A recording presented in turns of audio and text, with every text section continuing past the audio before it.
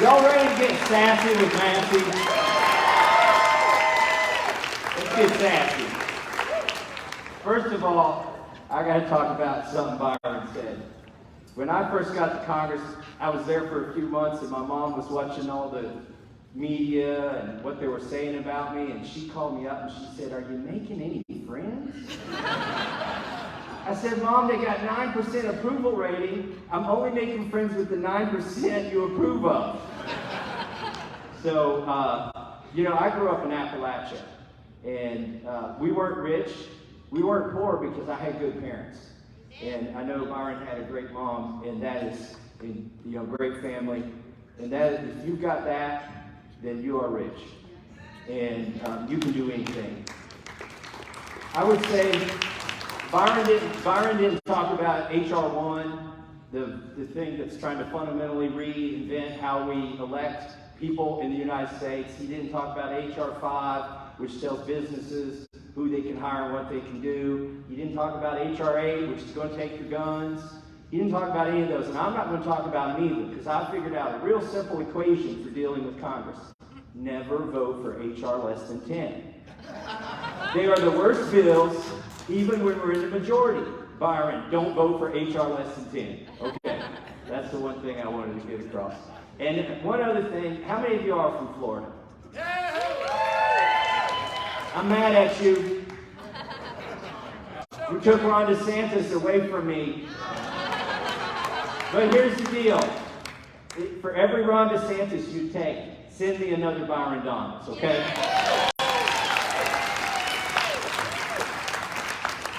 Speaking of the folks that you're going to send us, Sabatini came to D.C. a couple of weeks ago. She's trying to find some support. Imagine that, support in the swamp for Sabatini.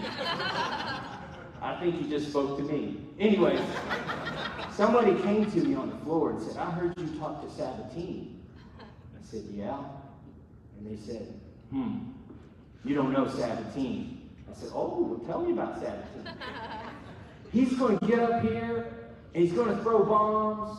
He just wants to get on TV and talk about stuff. And I'm thinking, okay, what's wrong with that? He just wants to be another Matt Gaetz. I said, wow, I think I'll endorse him then. I'll take another Matt Gaetz. Send me 3 of them. And 4 more Byron Donalds. Heather in her speech, by the way, I sat here, I listened to a lot of speeches today because I come to these events not just to speak, but to refill my battery, because it really drains you when you're in Washington, D.C. But one thing that Heather said in her speech this morning that I really think is important, whether you're running for office or you're just trying to get somebody over to your side, smile. Smile. It's not going to kill you. Show your teeth when you smile. Make it a real smile. I want to, because here's why. I got stopped on the floor by Kevin McCarthy when we were in the majority. And Kevin was the whip, Eric Cantor was the leader, and John Boehner was the speaker. And they were pissed off because I was smiling. And so one of them came up to me and said, "Why are you always smiling?" Number one reason you should smile is they think you're up to something. But I told him, 1% of the time I'm winning, so I got to smile. And 99% of the time, you got so screwed up, I'm laughing. So make sure you always smile. I think Byron's at that point, when you get elected, he first got there, and just like me, he was pinching himself. Wow. I mean, everything's marble and granite. You think the State House in Florida is magnificent. You go to Washington, D.C., everything's oak and mahogany, and you're pinching yourself. How did I get here? After about, Byron, 3 or 4 months, you look around and say, how the hell did these other people get here? Speaking of which, and Byron kind of touched on this, have you all heard of this bill called the Green New Deal? The most offensive thing about that to me is not that it's green. I want a green Bill of Rights. Give me a list of things the government can't do to you, not a list of things the government's going to do to you. Give me a green Bill of Rights. But I read that Green New Deal because I am the greenest member of Congress. They hate that about me because they all talk about it, but they don't do it. And I read that Green New Deal. I read it twice because it's only 14 pages. And I set it down, and I realized why it's only 14 pages. There are only 64 crayons in the big box. So I told you we were going to get sassy with Massie. So I went K through 12 in public school. I made it to the 4th grade before the Department of Education was established.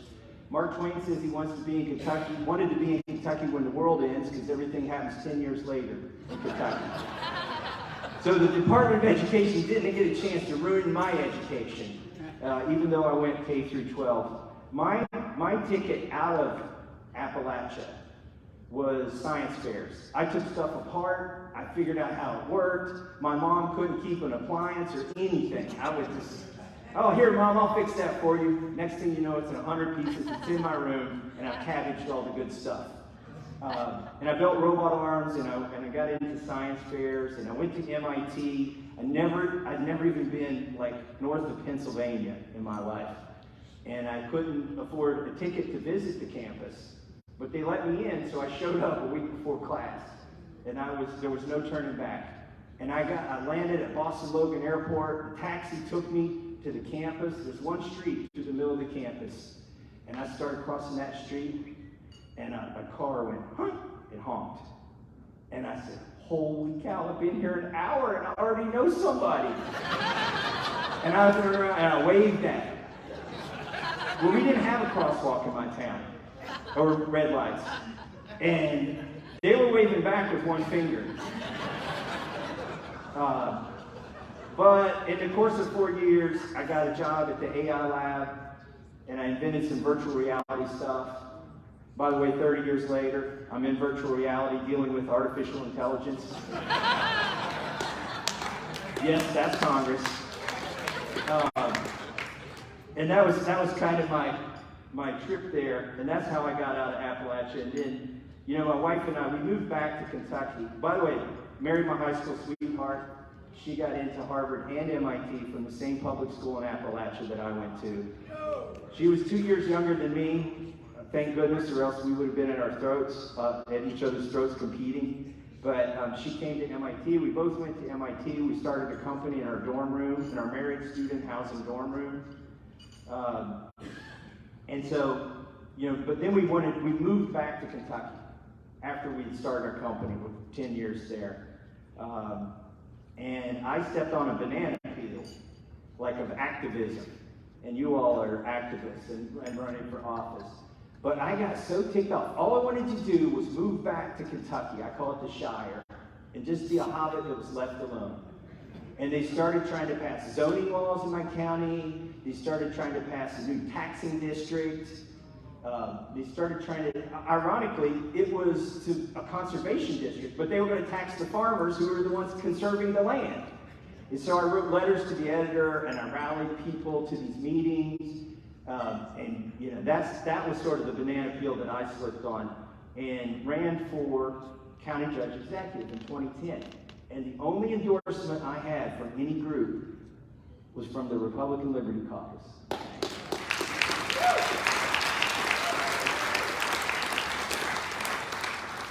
And before I talk about my experience in local elections, because that is so important, I want to spend some time talking about that. I want to talk about labels.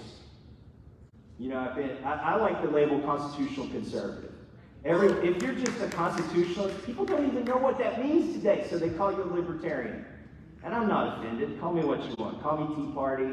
They'll call you MAGA. I prefer to be called the only congressman who, when given a chance, never voted for John Boehner or Paul Ryan.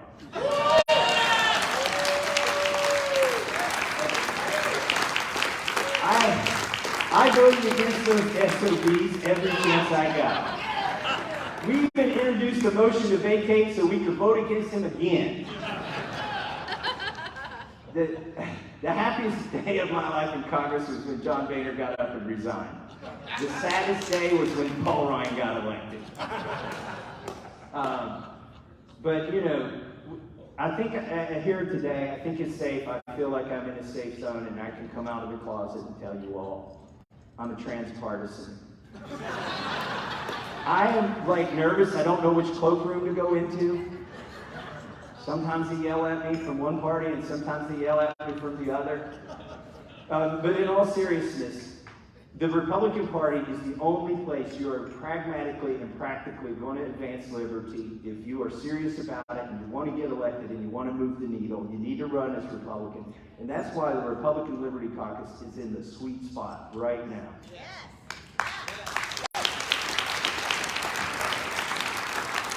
By the way, I don't know how it just ended up this way. The two people I voted for Speaker were Ted Yoho and Daniel Webster, both from Florida. I don't know what's in the water down here. Something good. By the way, I need to explain how we vote in the House. Byron got one of these. It's a voting card, and he got one of these. This is your congressional pin. Have you all seen Lord of the Rings? I call it precious. If you wear it too much, you turn into Gollum. There's two times when you're the smartest person in the world. When you turn 18 and when you get a precious. And people wear this thing and they think they've got superpowers or something. It does not stop traffic. You will get hit. But I try not to wear it too much. But the other thing we get, and by the way, Precious belongs to 750,000 people in Kentucky, not me. I'm the hobbit they picked to wear it. The other thing you get is this voting card. And I keep mine in my wallet. I don't know where you keep yours, Byron, in your wallet. He's got his too. Right in his wallet. There you go. So I carry it in my wallet with my credit cards. Well, I accidentally, the waitress, I had to pay for a meal, and I handed her my voting card instead of my credit card. And she went over and she was swiping it. She was trying to chip it. It wouldn't swipe, it wouldn't chip. I saw her scratching her head. It was really embarrassing. She came over and told me my card had been rejected. I said, I'm thinking that my wife paid the bill. This is embarrassing. And so I demanded to know why it was rejected. And she said, sir, this card already has $28 trillion on it.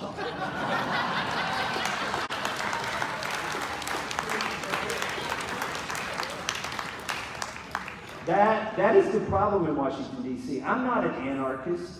I'm not even pure enough to pass the libertarian test. I'm a constitutionalist. And I think we should spend some money. But I subscribe to like the Adam Smith School of Government. He said there's three roles for the federal government. To institute a system of justice. You got to have that. To provide for the national defense. And this is what, the next part is kind of where libertarians get hung up. And to build infrastructure. Who will build the roads? Adam Smith said, well, the government can pay for it, but we'll have private contractors build them. But that's where I am at. We need to spend money, but it needs to be balanced. I've got 3 tests for every bill that I vote on in Congress. Number 1, is it constitutional? Because like we said, the Pledge of Allegiance here, we all took a pledge to the Constitution. Not to the flag. We didn't pledge to the president. We didn't pledge to the flag. We didn't pledge to the speaker or to the party. We pledged to the Constitution when we took that oath. So my first test is it constitutional? My second test is, and this is where almost everything fails, can we afford it? And then the third test, and this takes me to the topic I wanted to spend some time on, because you all are so great on this, is this the role of the federal government? Or is this something for the states? Or is this something for the counties, or the cities, or the school boards, or the parents? Okay? There are people that want you to do something about anything that comes in the news. They want us to pass a bill to deal with it. So, and local offices are so important.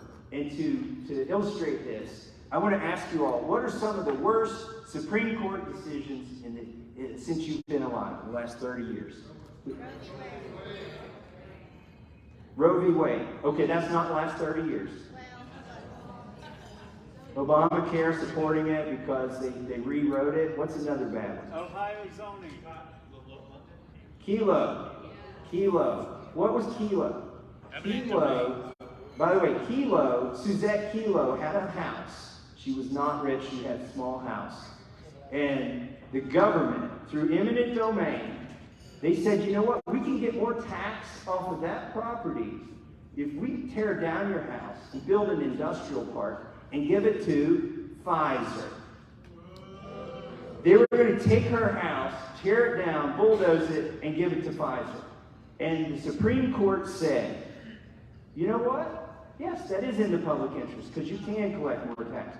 That, to me, was one of the worst court decisions that's ever happened in the history of this country since Wickard v. Filburn or some of those other messed up decisions. But it was Kelo. It's Suzette Kelo. John, you don't get to answer this. Who was it versus? Kelo versus?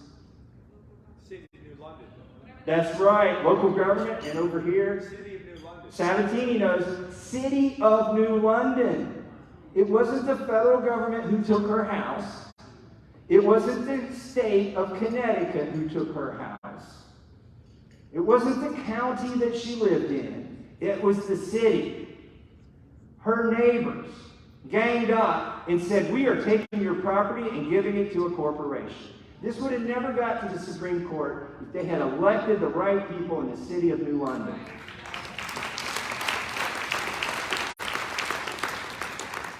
So I've met some of your local folks here in Florida, Wes Morrison, City Council, Tina Deskovich, and George Cruz, County Commissioner.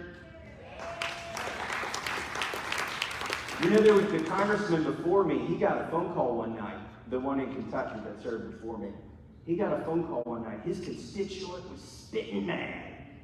It was this older lady, and she had carried her trash out to the end of her road, and they didn't pick it up for 2 days, and the dogs got in it and drug it everywhere. And she was going to do something. She called her congressman, and she said, I demand to know, why did my trash not get picked up?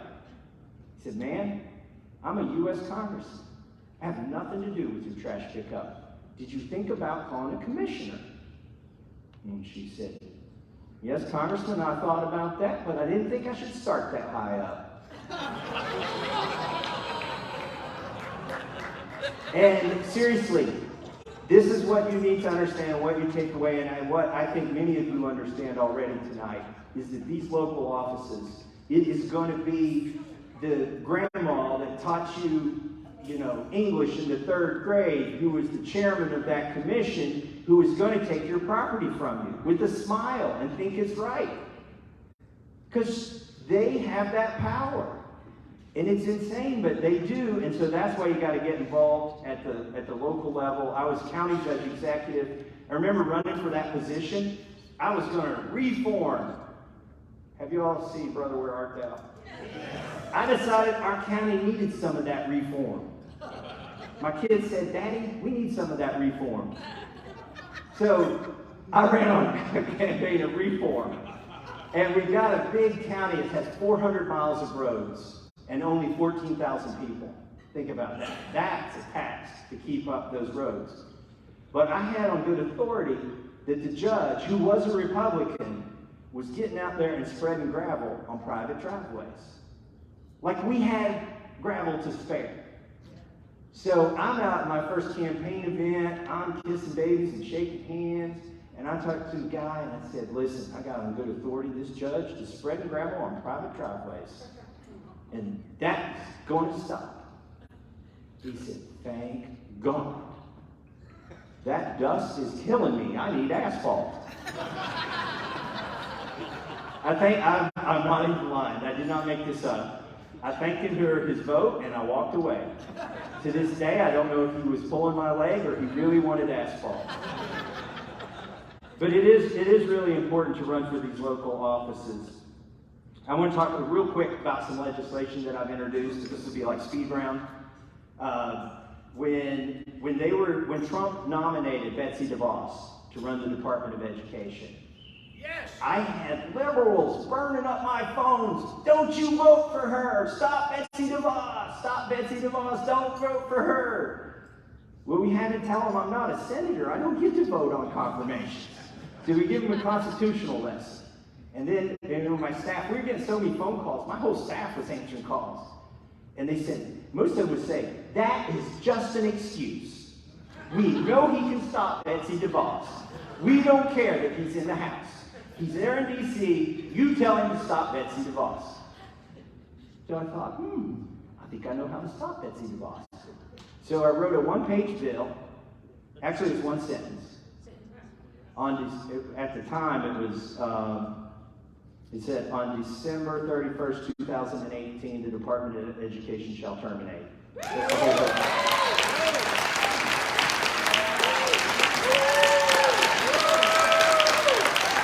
This used to be a plan. Think about how far we've gotten off track. Reagan campaigned on getting rid of the Department of Education. This was a giveaway from Carter to the teachers' unions to try and get the department, to establish the Department of Education.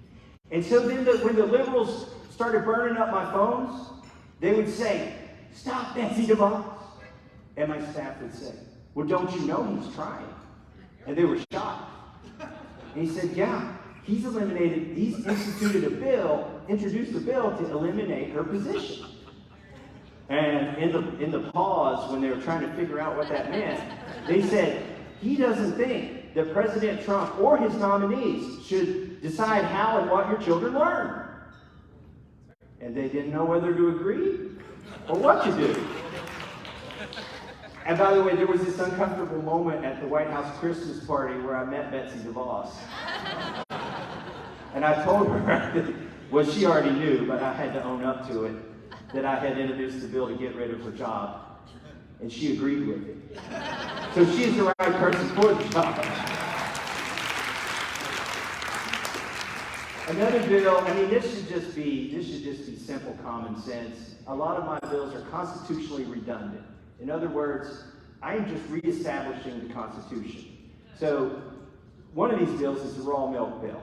Okay? If it's legal to buy, sell, and drink raw milk in Ohio, and it's legal to buy, sell, and drink raw milk in Pennsylvania, why should the federal government arrest you for taking raw milk across state lines between those two states? They should not do that.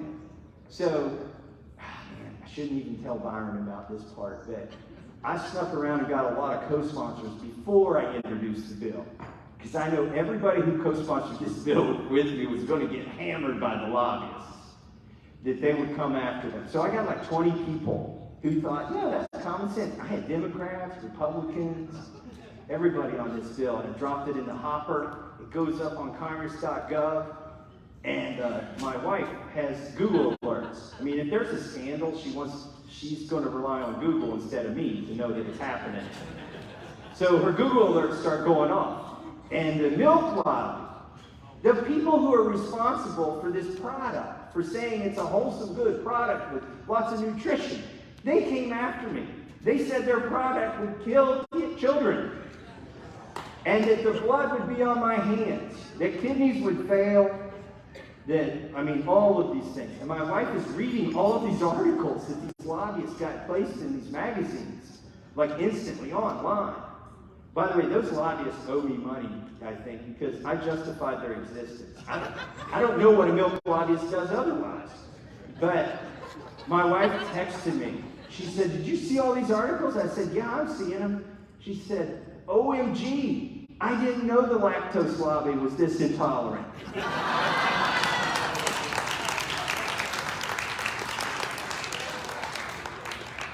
So that's a couple of my bills. The most recent one that I've introduced is a bill to prevent the military from forcing members of the military to take this experimental vaccine.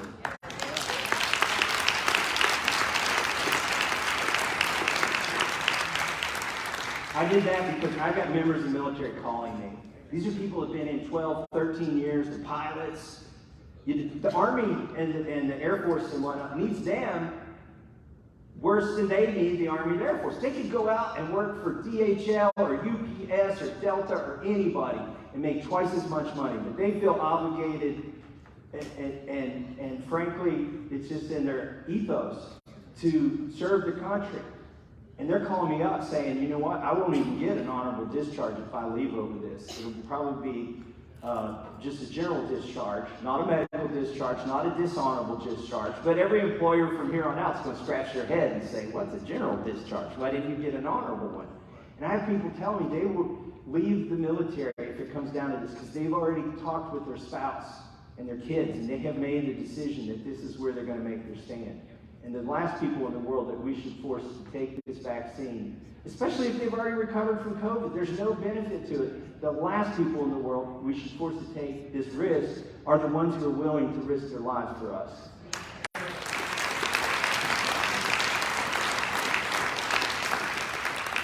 All right, we're going to switch gears. I want to talk a little bit about the process of things. Because, policy is sexy and everybody wants to talk about building a wall or, doing this or doing that. But frankly, if the process is broken, you ain't going to get it. When Obama was president and Eric Holder was thumbing his nose at us and I was on the oversight committee, we had a meeting, 12 Republicans, with Antonin Scalia. We had breakfast with him. And the topic was supposed to be restoring constitutional balance of government. I was just in awe to be sitting there, 5 feet from Scalia. And I already kind of felt like I knew what the answer was, but it was so good to hear him lecture my colleagues. They said, Justice Scalia, you need to do something about this out-of-control executive branch. And he said, this is not the job of the judiciary. You are the most powerful branch of government. You have all the tools you need right there in the Constitution. And another colleague of mine started whining, but impeachment is so unwieldy. There's so much backlash. It's politically impractical. You can never really impeach anybody. It just won't work. And Scalia rolls his eyes and he says, I'm not talking about impeachment. You have the power of the purse. You fund everything you're complaining about. And he's right. And the way we fund it is broken too. It's very broken. And here's how they get you. And here's every time. It's a lose-lose vote. Byron can tell you this. It's a lose-lose vote. Every appropriations bill, and it's going to happen the same way this year. It's supposed to be 12 bills for 12 different parts of the government. And this is one of the biggest missed opportunities under President Trump. Somebody should have got to him and explained to him, we need 12 separate bills like the law says we're supposed to do instead of putting them all in one omnibus. Because if you're the president, or you're a member of Congress, if you're the president, you've got to decide whether to sign it or not. If you're a member of Congress, you've got to decide whether to vote on it or not. Guess what it's got in it?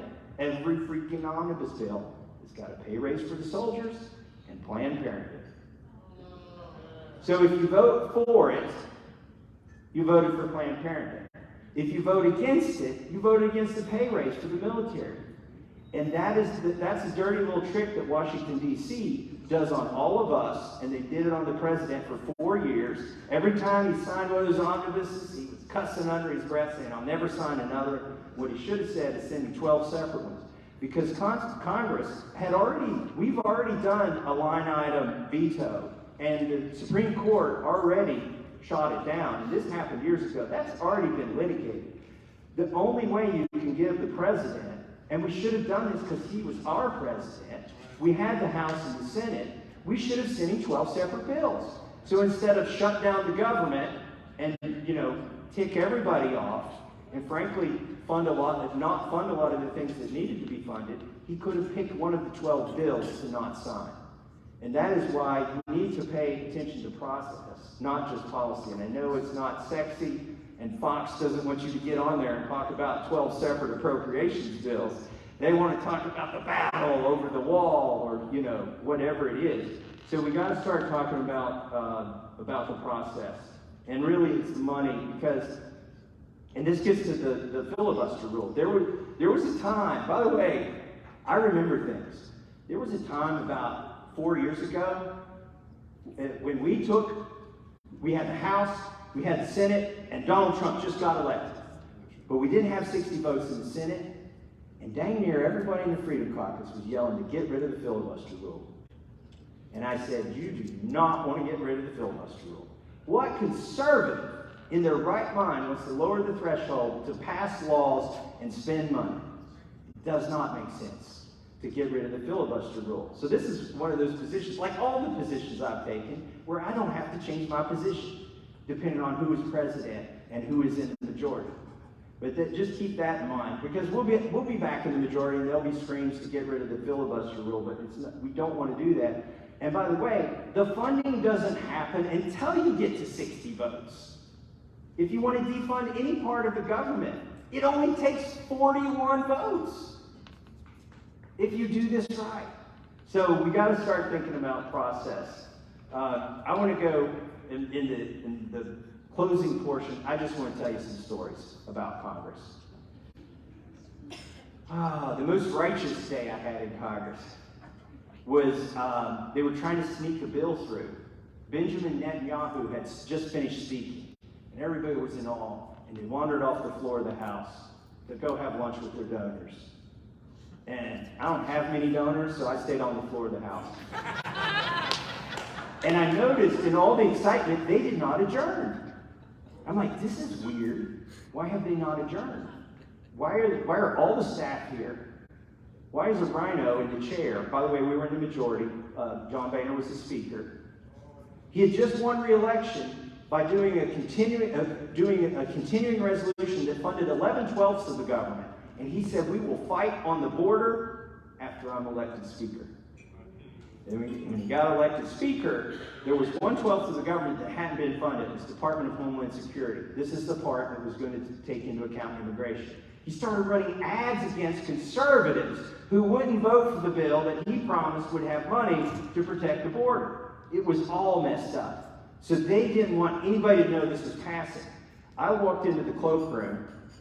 I did walk into the Republican cloakroom. I walked into the cloakroom and I watched they were passing this thing in the Senate on unanimous consent. And there was somebody walking down the hallway with this bill.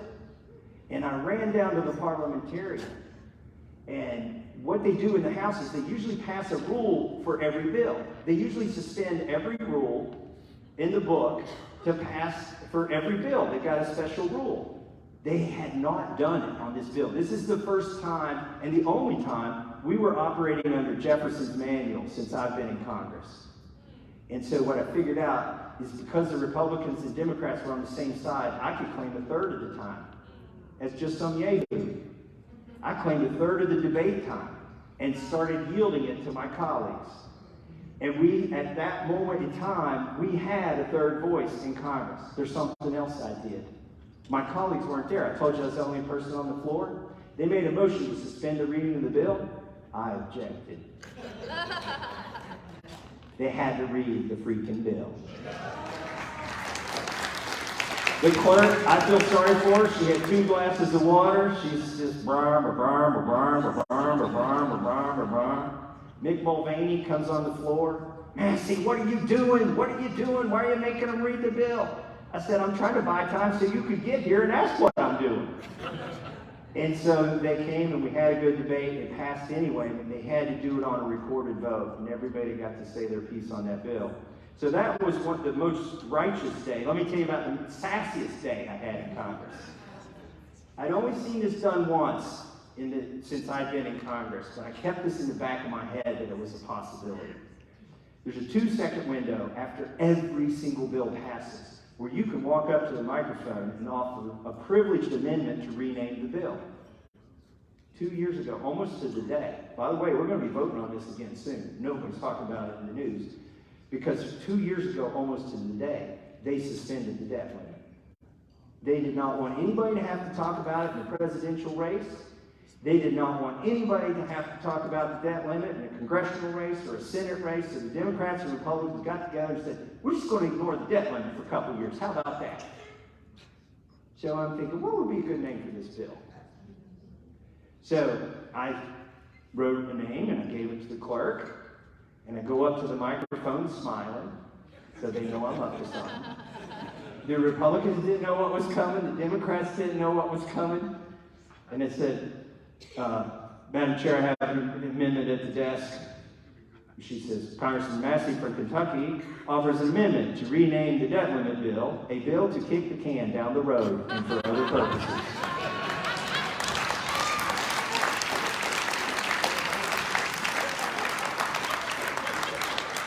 The terror in their eyes. They rushed me. The staff, the members, please don't make us vote on this stupid thing.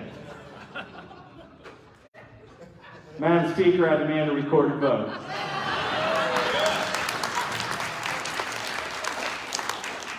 I got 5 Democrats to vote for it. And I heard one of them getting beaten up by the rest of the Democrats. And I'm like eavesdropping. Oh, this is good. They're trying to get him to change his vote. And he said, why are you voting for this? He said, because it's the damn truth. The Republicans ran around and they flipped 15 votes. I had 62 votes on this thing. By the way, it takes 218 to pass it. I wasn't even close. But they had 62 votes, and they whipped it. On the last day of Congress, before August recess, people were missing their airplanes because they were whipping people to change from yes to no. That's when I knew I'd done the right thing. Because what was happening is I was letting roughly 55 Republican horses out of the barn. Once you make fun of the debt limit, how can you vote to get rid of the debt limit? So they knew what I was doing, and they didn't want any of those freshmen or any of the other people, and they whipped 15 people to change their vote before that closed. But that was the sassiest day. I just go back and watch that like every week.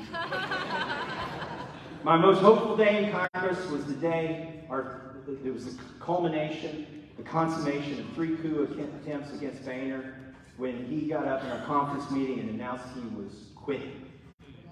I was like, don't twitch, don't make a movement, don't stop this, don't say anything, let this man quit. Because we had worked for 3 years to make it happen. My most disappointing day in Congress was shortly thereafter when Paul Ryan was elected to succeed John Boehner. That was a disappointing day. But this is the story that I want to finish with. Because it's singed into my mind. I call it the singularity. But before I go there, is Trump popular in Florida?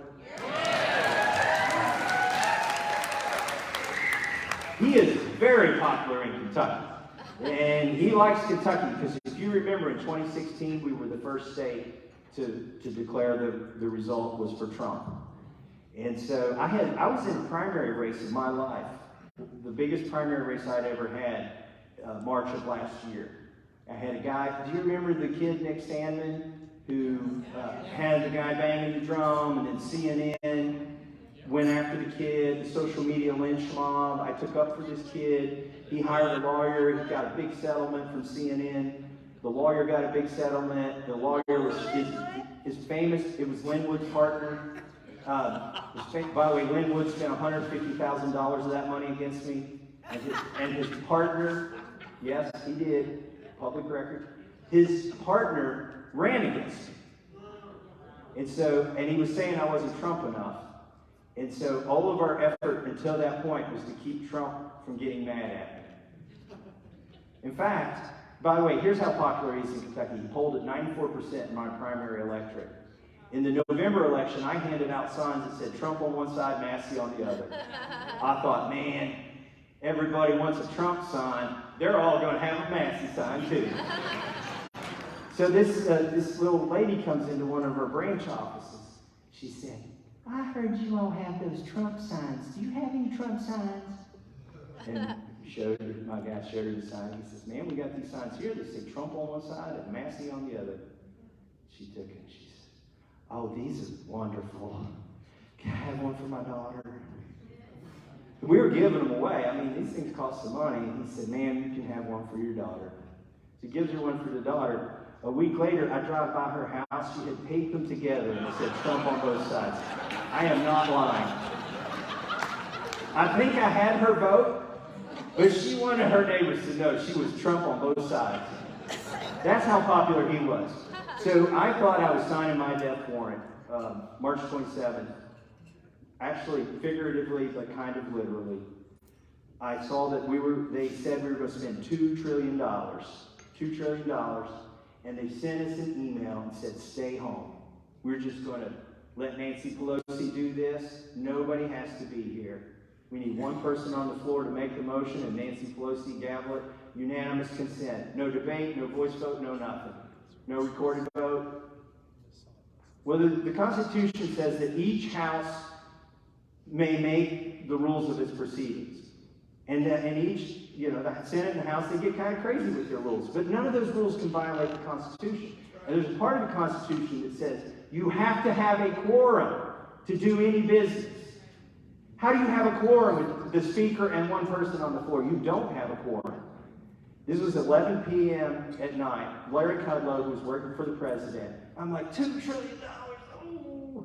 He comes on TV. He says, wow, it's more like $6 trillion. We're giving the Fed $400 billion, and they can leverage that 10-to-1 and make $4 trillion out of $400 billion of liabilities. And then we got the $2 trillion we're going to spend, so it's really $6 trillion. And I called up to two of my staffers, and I said, are you okay losing your jobs? And they said, yeah. They said, if you don't do this, we don't want to work for you.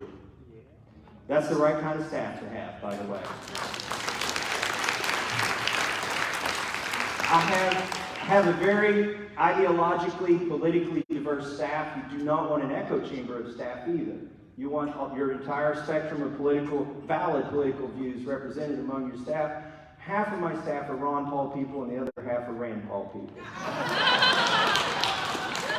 And you know how they argue.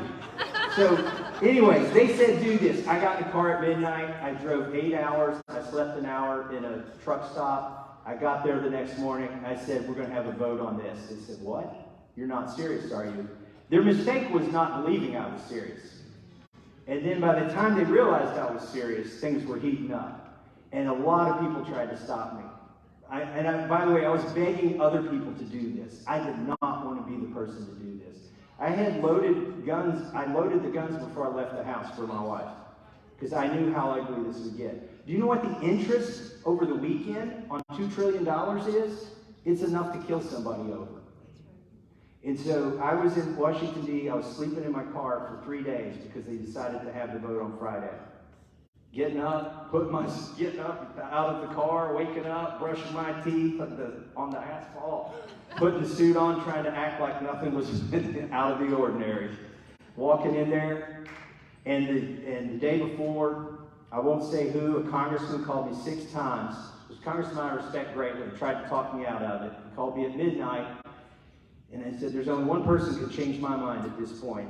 He said, who's that? I said, it's my wife, Rhonda. He said, what's Rhonda's number? I said, go to bed. I'm doing it. The next morning, I'm sitting on the floor. If I had so much, by the way, it's $2 trillion. $2 trillion. I felt like our country was going over a waterfall, and it was going to be irrecoverable. There were $1,200 checks in there. Yes, this bill, I pulled it, was 80% popular with the Republican primary electorate. The president said, do it. Don't even vote on it. And I went to the floor of the House. I'm watching the microphone. If there's 2 seconds and you pause, it passes. And the history just goes on. And nobody's called to task. So in that, I get getting phone calls from the White House. Certain residents in the White House started calling me. I don't know if they were trying to distract me from the microphone or what, but I kept my eye on the microphone. And then finally, they started debating the bill, and I realized I had a little bit of time, so I go and I called the president back. He said, I'm coming at you like you've never seen. Never in your life before have you seen the way in which I will come at you. That's grammatically correct. I've diagrammed it. I'm more popular than you in Kentucky. I already knew that. I'm back in your primary opponent, and you're going to lose. I said, Mr. President, wait. It's going to pass anyway, I assure you. I'm just trying to get recorded. No, this is the second time you've done this. I'm like, wow, he forgot the other 8. There was that time when the Republicans had a fake Obamacare repeal that replaced mandates, penalties, subsidies, and bailouts with mandates, penalties, subsidies, and bailouts, and the insurance companies loved it, which tells you it was a piece of crap. And he tried to get me to vote for that, and I wouldn't do it. I was one of only 3 conservatives that didn't vote for that in the House of Representatives. There was the time when he struck Soleimani in Iraq, which may have been warranted, but we had a vote on the floor that says you can't. Okay, what's done is done. We're not going to litigate that. But if you want to go to war with Iran, we have to vote on it, because that's what the Constitution says. There were three Republicans who voted for that. He called me up on that one, and he remembered that one. Because I told him, I said, look, he said, you're going to get a primary opponent if you vote for this.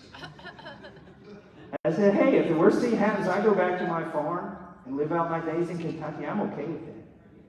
Well, I can't even help you if you get a primary opponent. I'm just saying. By the way, I got a primary opponent the next day. There were a few other times that I don't care to mention right now, but he said, this is the second time you've done this, and I'm coming at you like never before. By the way, they talked me out of it before, but they're not talking me out of it this time. By the way, it was Rand Paul, Matt Gaetz, Jim Jordan. You think the lobbyists have a lot of people in Washington, D.C. I had people lobbying Trump not to do this. And they had talked him out of it, but he said, not this time. And then he just repeated all. I'm coming at you like you've never seen. Never before in your life have you seen the way in which I will come at you. Back in your primary opponent, I'm more popular than you in Kentucky, and you're going to lose. Click. Well, I hadn't told any of my campaign team I was doing this. I was like, man, how do I break this to people that, like the one thing we were trying to do, keep Trump out of the race, I just failed at. I just failed. We're going to lose this thing. And I thought, how am I going to break it to everybody? I didn't have to. Before I got back to my seat, he was tweeting at me. He said, Massie's a third-rate grandstander. The next tweet said, throw him out of the GOP. The next tweet was like a whole bunch of stuff I'm not going to repeat. And I was like, what do I got to lose? So I stood up, and that was one of those clips that you saw there. When I told all those sons of bitches up there, if nurses and grocery store workers and truckers are bringing you your food and your crap from Amazon, then by God, you need to come to work.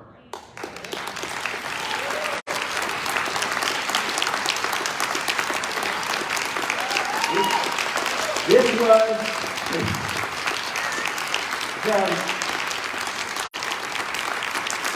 oh, come on. You only paid $275 for the sign. If everybody had just stood up and given $1, that would have brought $500. Anyways, so I'm like, I thought it was the end of me. I really thought it was the end of me.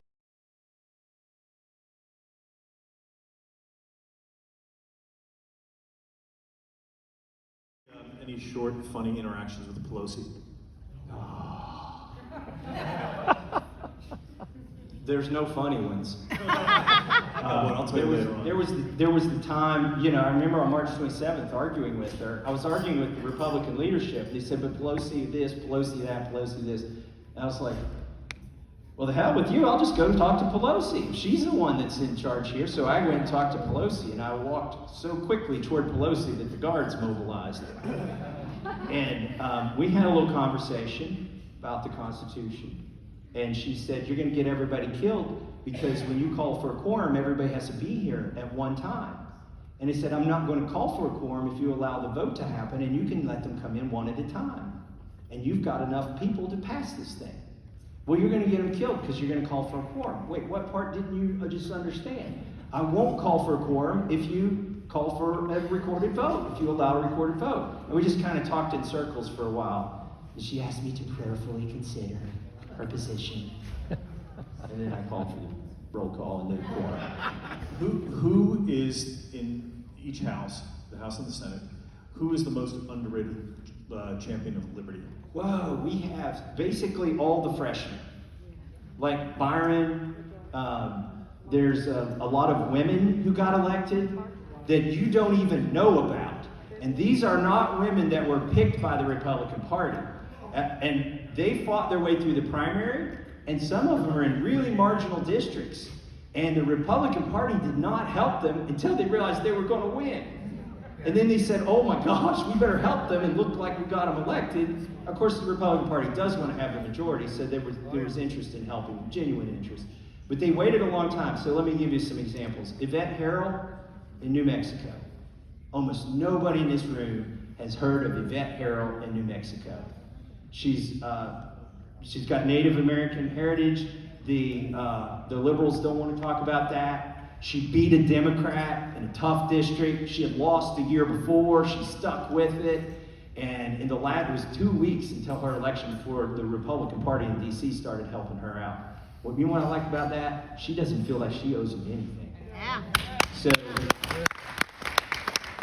there's Mary Miller. There's a Mary Miller Meeks and there's a Mary Miller. They're both great, but Mary Miller is awesome. She's from Illinois. She's a grandmother. She's a mom. And she is no compromise. She's just conservative. You got Kat Kamick, who's a female here from Florida, who's great. There's just so many. I mean, you've all heard of Lauren Boebert and Marjorie Taylor Greene, and they're awesome. But there's so many other people in this freshman class, like Byron, like Kat, who I just can't wait until we get in the majority and we can all shine. I'm going to run through a couple of these really quickly. Tell the crowd the results of your primary. I can answer that. Who won? Okay. He won. But anyway. All right. So with Trump against me, I got 81% of the vote in my primary. And by the way, I'm not against him. I put his sign on half of my sign. And some people take them together. When are you running for Senate? When is hell going to freeze over? No, I'm serious. I am not. This is the one thing that gets people in the House that have ambition, and they think, oh, this will hurt my chances for governor.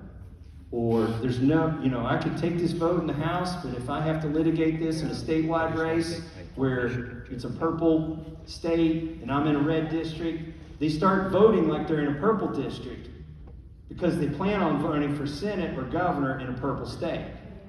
And that's why you get these people in red districts that are R plus 20 and they're total squishes because they plan on running in a different race. They're already preparing for that. So I have avoided that, but I'll do this. People say, are you going to hang in there? I tell them, I'm going to hang in here like a hair in a biscuit. I know, it's not sanitary. I'm going to sort of rephrase this a little bit. Do you remember, McCarthy was queued up to be the speaker, right? And then he put his foot in his mouth, and then we end up with Ryan, right? Yeah. Do you think McCarthy is going to self-sabotage? Will he become the speaker, and are there alternatives? So at MIT, my professor called what he did ballistic podiatry. Shot himself in the foot. Here's what I've decided after fighting against the speakers who I didn't think should be speaker, who didn't represent the values of the Republican Party, like Paul Ryan and John Boehner. I've decided the problem is not necessarily the person who gets the job, it's the description of the job. It's evolved to the point that you are fundraiser-in-chief for the majority party. We need fundamental, this is the process part, right? It's sexier to talk about, does he have the faculties and is he conservative enough? The reality is the job is not the job the founders intended. The job of, and I hope this is the way you take it as chairperson of the Republican Liberty Caucus, your job as chairperson is not to jam down what you believe, what you want. Your job is to facilitate a rational discussion that converges into a solution that maybe not everybody is happy with, but it represents the will of the body. We haven't had a speaker that's done that since I've been in Congress because they don't fundamentally think that's their job description. And it's harder. It took 3 chances, but we got Boehner out. And I know we could, you can have coups and eject people. I've been part of that. But what we really need to do is fundamentally redefine the job description. I'm going to make this the last one if people don't mind. Thank you to Thomas Massie, right, for doing the overtime here. But let's take on this and see if we can find a way to make this upbeat. What do you think is the biggest threat to liberty? A lot of them, but what do you think is the number one threat to liberty today? It's the deep state, the deep county, the deep city, the deep school board, it's the people who aren't elected that aren't accountable that have accumulated so much power because the elected people won't claim it back. That's right. So I would say it's the fourth branch of government. It's the administrative laws, and until we claw that back, until you elect people that quit writing, bills that give all this authority to the administration, until you elect people that start holding those administrators, those lowest learners accountable, until you do, it's the Lieutenant Colonel Vendemans that are a threat to this country. It's the lowest learners. And so that's what we need to fundamentally change. And it's at every level. There's a deep city. I know you like, I don't know if it's your city manager or your city treasurer, but they've been there 30 years. And county manager, and you're just a surface nuisance if you're elected. They're just going to wait you out. But just wear them out. I want to thank everyone for writing questions that we didn't get to, but I really want to thank Thomas Massie. Give him a big round of applause.